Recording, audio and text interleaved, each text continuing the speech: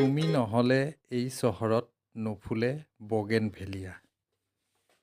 আচাৰ্য বৰপাত্ৰৰ এই বিখ্যাত গীতটোৱে বগেনভেলিয়া নামৰ ফুলজোপাৰ মানুহৰ হৃদয়ত বৰকৈ সাঁচ বহুৱালে।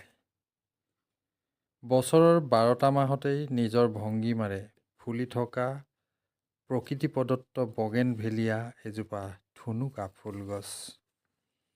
বসন্ত সমাগম। মাৰ্চ-এপ্ৰিলৰ পৰা পুনৰ পদূলিয়ে পদূলিয়ে হাত বাউলিয়াই মাতিব বগেনভেলিয়াই। বগেনভেলিয়াৰ কোনো অভিযোগ নাই। যিটো সময়ত পানীৰ অভাৱত ফুলবোৰ শুকাই যাবলৈ ধৰে, বিনা বৃষ্টিতো কুঁহিপাত মেলে বগেনভেলিয়াই।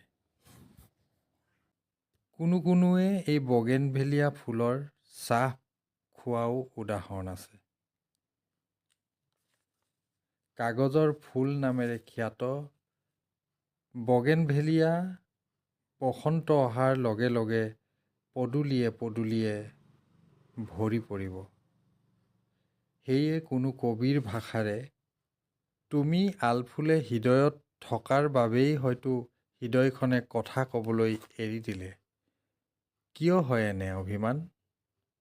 অভিযোগবোৰ জানো বগেনভেলিয়াৰ দৰে ফুলি থাকিব নোৱাৰে?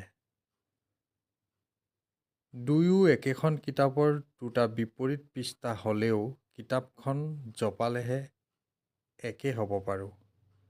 কিন্তু কিয় হয় এনে? অভিমানৰ অভিযোগবোৰ তোমাৰ মাজতেই ৰাখিব নোৱাৰানে বগেনভেলিয়াৰ দৰে?